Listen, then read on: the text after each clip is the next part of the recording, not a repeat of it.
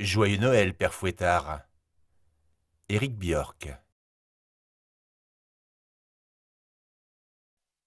On était en soirée, juste avant la nuit de Noël.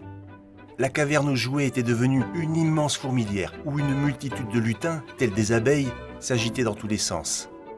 L'excitation était à son comble. Dans 2 heures, la tournée du Père Noël allait commencer et tout le monde s'affairait pour que son traîneau soit chargé de tous les jouets que les enfants lui avaient commandés. Au milieu de kilomètres d'étagères, chacun s'affairait avec une tâche bien précise. Les lutins habillés de jaune devaient aller chercher les jouets qu'un vieil hibou égrenait dans une liste sans fin. Le jouet était alors transmis à un lutin en costume bleu. Les lutins bleus devaient emballer le paquet et y poser l'étiquette avec le nom du destinataire. Les lutins rouges étaient chargés du transport. Ils collectaient les colis sur d'immenses tapis roulants et les chargeaient sur de grands chariots. Suants, soufflants, ils les poussaient vers le traîneau du Père Noël où des lutins jaunes les chargeaient. Toutes ces opérations étaient supervisées par Timothée, le chef lutin, adjoint du personnel, sur qui reposait la lourde tâche de la bonne exécution des opérations. C'était toute une année de préparation qui trouvait son aboutissement dans ces dernières heures. Le Père Noël, lui, se tenait à l'écart de ce tumulte. Il se reposait dans sa maison en prévision de la très longue nuit qui l'attendait. Soudain, l'agitation cessa brutalement. Le silence se fit. Le dernier colis venait d'être chargé sur le traîneau. Une clameur se fit entendre. Les lutins poussèrent un cri de joie et jetèrent leurs bonnets en l'air. C'était le moment tant attendu depuis plus d'1 an, celui où Jules, le plus vieux des lutins, devait aller chercher le troupeau de rennes pour procéder à l'attelage du traîneau. Très gravement, Timothée lui remit la clé de l'enclos. Jules se dirigea alors vers la grande porte qui fermait l'entrée de la caverne. 2 gardes lutins ouvrirent les battants et Jules sortit dans la nuit polaire. Au silence succéda un joyeux brouhaha. Les lutins essuyaient leurs fronts couverts de sueur. Certains, épuisés, se laissaient glisser par terre. Ils étaient fatigués, mais heureux. Enfin, ils allaient pouvoir se reposer. On parlait, on riait, on buvait. Mais soudain, on entendit tambouriner contre l'immense porte. « Ouvrez, ouvrez vite !» entendit-on. C'était la voix de Jules. Les gardes, interloqués, se tournèrent vers Timothée pour lui demander l'autorisation d'ouvrir les lourds battants. « Bien sûr, ouvrez-lui vite !» répondit Timothée. Les gardes poussèrent les lourds battants et l'on vit émerger Jules, livide, le regard perdu dans le lointain. « Les rennes! Les rennes! On a volé les rennes !» Un « oh » de surprise accompagna ces paroles. Timothée se précipita vers lui et l'empoigna par le col. « Que dis-tu? Que dis-tu?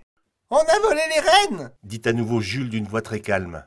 « Je suis arrivé à l'enclos, la clé d'or à la main, et là, surprise, la barrière avait été ôtée de ses gonds, et plus un renne à l'intérieur. »« Que dis-tu là ?» répondit Timothée. « Mais qui a bien pu faire ça ?»« Les trolls, répondit un lutin. J'en ai vu l'autre jour 2 ou 3 vers l'enclos. Je leur ai dit de partir, ce qu'ils ont fait, mais ils seront revenus. » Les trolls étaient des lutins qui aimaient faire des blagues, mais souvent elles n'étaient pas drôles, et c'est pour cela qu'ils n'étaient pas très appréciés. « Vous vous rendez compte de ce que ça signifie ?» dit Timothée d'une voix tremblante. « Hélas oui, dit Jules d'une voix blanche. Si nous ne retrouvons pas les rennes très vite, les enfants ne pourront pas avoir leurs cadeaux. Alors, il faut les rechercher tout de suite. » hurla Timothée à l'attention de tous les lutins. « Je veux que tout le monde batte la forêt pour les retrouver, que chacun allume une torche. Organisez-vous par groupe de 12 et quadrillez la forêt. Jules, comme tu es le plus ancien de nous tous et que tu connais le mieux la forêt, tu dirigeras les groupes. Dans une demi-heure, je veux un rapport complet. Pendant ce temps, je vais prévenir le Père Noël. Nous allons essayer de trouver une solution au cas où on ne retrouverait pas les rennes. » À peine avait-il fini ces mots que des groupes de 12 s'étaient déjà formés, torches à la main. Ils sortaient de manière très disciplinée de la grotte. Jules marchait en tête et les dirigeait. Il avait l'air soucieux mais décidé. Le Père Noël venait de terminer sa sieste. Assis sur son lit, il finissait de s'habiller et enfilait ses bottes lorsqu'il vit débouler Timothée essoufflé et blême. Dans l'affolement, il avait oublié de frapper. Allons, Timothée, que se passe-t-il pour que tu oublies de frapper? Dit le Père Noël d'un air bonhomme. Un grand malheur, Père Noël. Vos reines, Bégaya Timothée. Oui, eh bien quoi, mes reines? on les a volées. Le Père Noël marqua un temps d'arrêt. Il pensa tout d'abord que Timothée lui faisait une blague, mais il comprit vite, à l'air affolé du pauvre lutin, que celui-ci disait vrai. Les trolls, ils ont ouvert la porte de l'enclos. J'ai envoyé des groupes à la recherche du troupeau. Le temps presse. Le Père Noël arborait une mine de plus en plus sombre en écoutant son ami. Nous faisons un point dans une demi-heure. Mais je pense qu'il faut prévoir une autre solution, car nous ne sommes pas sûrs de les trouver. Le Père Noël dit. Timothée, nous devons trouver une solution en effet. Imagines-tu les conséquences si je ne livre pas les cadeaux cette nuit? Dans toutes les maisons, on entendra des pleurs. Les enfants seront inconsolables. Les parents me détesteront. Personne ne nous écrira plus à Noël. Les rois et les présidents feront des protestations officielles, et je pense que je ne serai plus autorisé à me rendre dans leur pays. Avons-nous d'autres moyens de livrer les cadeaux? Ça y est, Père Noël, j'ai trouvé. Votre avion. Vous savez, celui que vous utilisez pour surveiller si les enfants sont sages. Timothée, Dit le Père Noël. comment veux-tu que je m'arrête sur le toit des maisons avec un avion? Ce n'est pas sérieux. Alors, avec votre voiture? Allons, Timothée, tu sais bien que c'est une vieille automobile et qu'elle ne démarre pas par grand froid. Non, il faut absolument retrouver les rennes.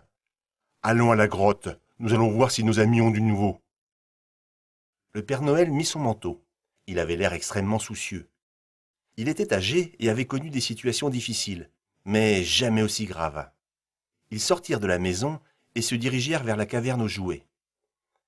Quand ils arrivèrent, tous les lutins étaient déjà rassemblés.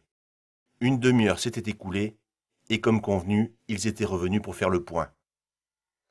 Le Père Noël embrassa Jules et lui demanda où en étaient les recherches. Jules était livide.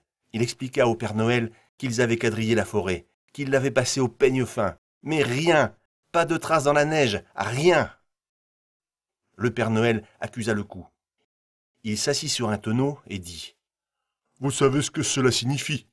C'est la fin de la nuit de Noël, la fin de notre caverne, de notre village. Vous savez bien pourquoi j'utilise des rennes. Ils me permettent d'aller partout dans le monde, dans les endroits les plus inaccessibles, sans polluer. Je n'ai pas de solution. » Il enleva son bonnet et plaça sa tête dans ses mains. Un grand silence se fit. Les lutins se regardaient. Leurs yeux commençaient à s'embuer de larmes. Soudain, Jules s'exclama. « Père Noël, j'ai peut-être une idée. Oh, et puis non. » Dis toujours, Jules. Jules se mit à bégayer. De grosses gouttes commençaient à perler sur son front. Je connais quelqu'un qui a un cheval. Un cheval de trait, fort comme 50 rennes.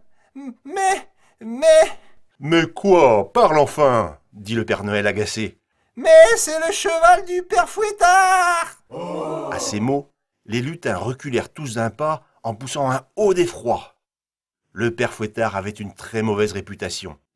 Les lutins le craignaient énormément, bien qu'il ne l'ait plus vu depuis de nombreuses années, et qu'il ne leur ait jamais fait aucun mal. Le Père Noël connaissait bien le Père Fouettard, et bizarrement, ils s'entendaient plutôt bien. Le Père Fouettard avait toujours été très aimable avec le Père Noël.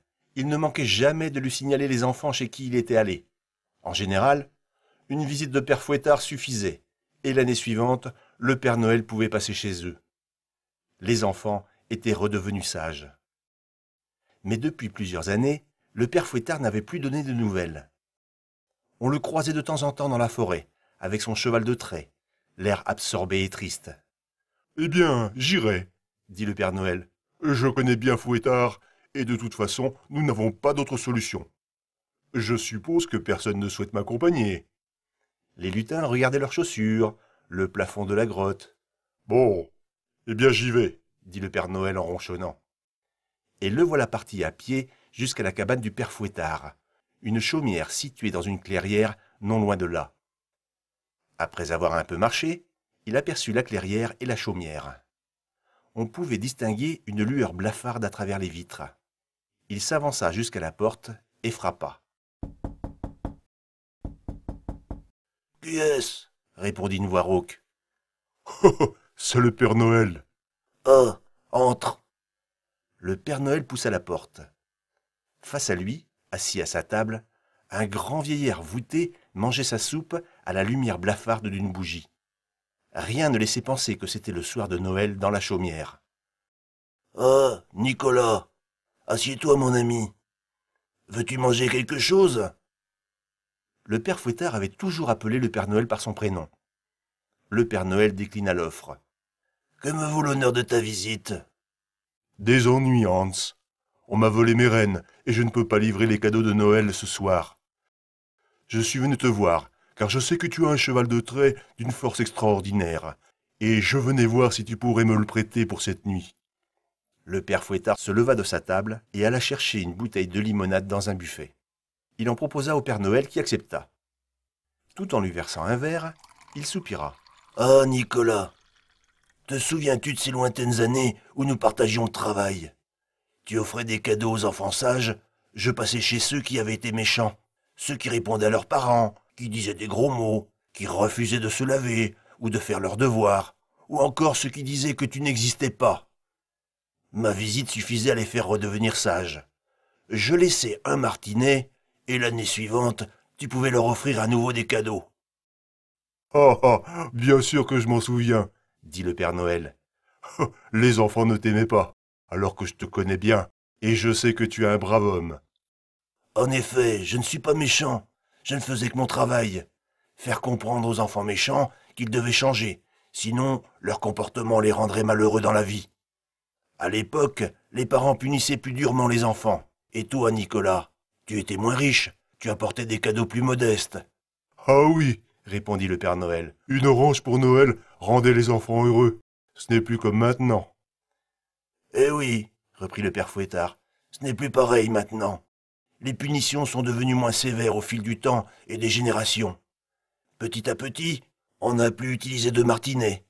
Je ne passais plus que pour gronder les enfants. Et puis un jour...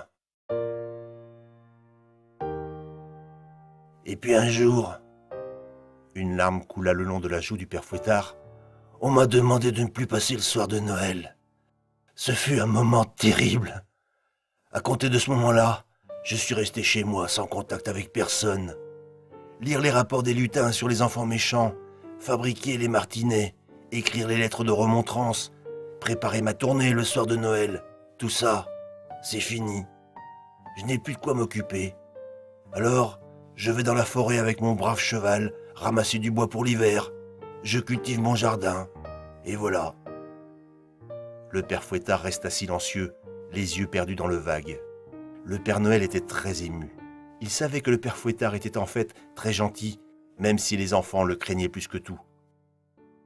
Le Père Fouettard se racla alors la gorge et dit « Bon, Nicolas, je ne crois pas que tu es venu pour m'écouter pleurnicher. Bon allez, dépêchons-nous, il y a du travail ce soir. Nous allons chercher Bussy, mon brave cheval, et je vais t'accompagner. Bussy ne connaît que son maître, et nous ne serons pas trop de deux pour faire ta tournée, vu le retard que tu as pris. » Le Père Noël, très ému, prit Hans dans ses bras et le remercia chaleureusement. Ils s'étreignirent, puis ils sortirent de la maison et se dirigèrent vers l'écurie où se trouvait Bussy, le cheval du Père Fouettard. Ils attelèrent une grande charrette, montèrent dedans et prirent la direction de la caverne aux jouets. Arrivé devant l'entrée de la caverne, le Père Noël prononça le mot de passe. Les lourdes portes s'ouvrirent en grinçant. Derrière elles, tous les lutins s'étaient attroupés. Le Père Noël et le Père Fouettard firent leur entrée dans la grotte dans un silence pesant. Certains lutins se cachaient les yeux. D'autres tremblaient sur leurs jambes ou fixaient les deux personnages comme hypnotisés. Le Père Noël s'arrêta. Il prit une profonde inspiration, se racla la gorge, et d'une voix puissante qui résonnait dans toute la grotte, il dit « Mes chers amis, je vous vois tous terrorisés par l'arrivée du Père Fouettard. Mais l'un d'entre vous a-t-il déjà eu affaire à lui? Savez-vous que Fouettard était auparavant un partenaire sur qui je pouvais compter pour remettre les vilains garnements dans le droit chemin? Que c'est notre ami et que nous l'avons peut-être négligé ces derniers temps. que je suis allé le voir pour lui expliquer la terrible épreuve à laquelle nous étions confrontés, et que sans hésiter, il nous a proposé son aide, et que c'est grâce à lui que ce soir, nous allons pouvoir faire notre devoir. » À ces mots, certains lutins eurent les larmes aux yeux, d'autres arboraient un sourire béat, et soudain, Timothée lança son bonnet en l'air en criant « Vive le Père Fouettard! Joyeux Noël, Père Fouettard !» Une grande clameur s'ensuivit. Des bonnets de toutes les couleurs virevoltaient dans les airs. Les lutins se pressèrent autour du Père Noël et du Père Fouettard. « Allons, allons, grommela le Père Noël. Mettons-nous au travail, il est fort tard. » Et en un instant, comme dans une armée parfaitement entraînée, chacun reprit son poste. Les lutins jaunes déchargeaient le traîneau du Père Noël sur de grands chariots que les lutins rouges poussaient vers la charrette du Père Fouettard. Les lutins bleus, qui s'occupaient normalement d'emballer les colis, chargeaient les paquets dans la charrette, sous la direction du Père Fouettard, tandis que les hiboux contrôlaient qu'aucun paquet ne manquait. Il ne fallut que quelques minutes pour que la charrette soit remplie et tous les cadeaux chargés. Timothée s'adressa alors au Père Noël et au Père Fouettard. « Tous les cadeaux sont chargés. La tournée de Noël peut commencer !»« Alors, vite !» répondit le Père Fouettard. « Ne perdons pas un instant !» Il monta sur la charrette et tendit la main vers le Père Noël pour l'aider à monter sous les vivas des lutins. « Allez, Bussy, fonce comme au bon vieux temps !» Et Bussy, qui avait gardé toute sa fougue, démarra si rapidement que le Père Noël faillit tomber à la renverse dans le tas de jouets. Bussy avait une force extraordinaire. Il faisait le travail d'une 50aine de rennes. Mais la tournée du Père Noël avait pris du retard. Dans certains pays, les présidents avaient été informés et certains avaient fait décoller des avions de chasse pour partir à la recherche du Père Noël. Un pilote russe signala qu'il avait vu le Père Noël dans une charrette tirée par un cheval en compagnie d'un grand homme barbu habillé d'un costume marron avec une capuche. Mais on ne le crut pas. On pensa qu'il avait bu trop de vodka pour fêter Noël. Mais si la tournée avait pris du retard, elle se déroula beaucoup plus vite que d'habitude, car cette fois, le Père Noël était aidé par le Père Fouettard, et celui-ci avait gardé une excellente mémoire des chemins à emprunter et des maisons où il s'était rendu par le passé. Dans une maison en Alsace, Fouettard dit au Père Noël : « Je me souviens bien de cette maison. Il y avait un affreux garnement. Il désobéissait tout le temps, refusait de dire bonjour, de dire merci. Il se roulait par terre dès qu'on ne lui donnait pas ce qu'il voulait. Il ne voulait pas apprendre ses leçons. Ses parents ne savaient plus quoi faire. J'ai dû aller dans sa maison, et tu sais, Père Noël, je suis comme toi, on ne doit pas me voir. Mais cette fois-ci, j'ai fait exception, le cas était trop grave. Je suis descendu par la cheminée, je suis allé dans la chambre de ce chenapan, et je lui ai expliqué que cela suffisait, qu'il devait absolument changer, et que ses parents se faisaient beaucoup de soucis pour lui. J'avais d'ailleurs laissé 2 martinets à ses parents. « Eh bien, ta leçon a servi, » répondit le Père Noël. « Ce garçon est devenu très sage. Il travaille très bien à l'école. C'est le meilleur de sa classe. Il partage avec ses copains, il aide ses parents dès qu'il le peut. Tu vois, d'ailleurs, cet énorme cadeau, c'est pour lui. Et il le mérite bien. »« Ah, Nicolas, dit le Père Fouettard, je réalise seulement maintenant comme la tournée de Noël me manquait à moi aussi. » Et lorsque le soleil commença à pointer à l'horizon, les Pères Noël et Fouettard livraient leur dernier paquet. Ils mirent ensuite le cap sur la Laponie et arrivèrent alors que le soleil était déjà haut. À leur arrivée à la grotte, une gigantesque table les attendait. Comme chaque Noël, les lutins avaient préparé le repas de fête pendant que le Père Noël faisait sa tournée. Mais il y avait cette année 2 couverts en bout de table, la place d'honneur habituellement réservée au Père Noël. Le Père Fouettard fut invité à s'asseoir à côté du Père Noël. Lorsque tout le monde fut attablé, le Père Noël prit la parole. Il annonça tout d'abord que Jules avait fini par retrouver tous les rennes et que ceux-ci étaient à nouveau dans leur enclos. Puis, il remercia chaleureusement le Père Fouettard, en son nom, mais également au nom de tous les enfants du monde, qui ce matin de Noël allaient trouver des cadeaux au pied du sapin comme si rien n'était arrivé. « Hans, dit-il, c'est grâce à toi que les enfants sont heureux ce matin de Noël. Tu as dû te sentir bien seul ces dernières années, et nous sommes tous responsables de ne pas y avoir fait attention. Tu m'as dit que tu réalisais à quel point la tournée de Noël te manquait. Je te propose de t'y associer désormais chaque année. » Un tonnerre d'applaudissements s'ensuivit. Une fois que les clameurs se furent un peu calmées, le Père Fouettard se leva et d'une voix émue dit : « Père Noël, mes très chers amis, je vous remercie sincèrement de votre accueil et de votre reconnaissance. Nicolas, l'offre que tu me fais est tentante, mais c'est ta tournée, et je ne suis pas sûr que je voudrais la faire chaque année. En revanche, je veux bien désormais faire le transport des cadeaux avec mon fidèle Bussy depuis tes ateliers où l'on fabrique les jouets jusqu'à la grotte, et également participer à la préparation de la tournée. Et c'est ainsi que chaque année, depuis cet événement, le Père Fouettard participe à la préparation de la tournée du Père Noël. Il est désormais tout joyeux. Sa maison, qui était sombre et triste, est toute illuminée à l'approche de Noël. Et on raconte même qu'il ne peut s'empêcher parfois de glisser un petit mot avec un cadeau pour dire à certains enfants de penser à rester bien sages. Si tu en reçois un, tu sauras désormais qui l'a écrit.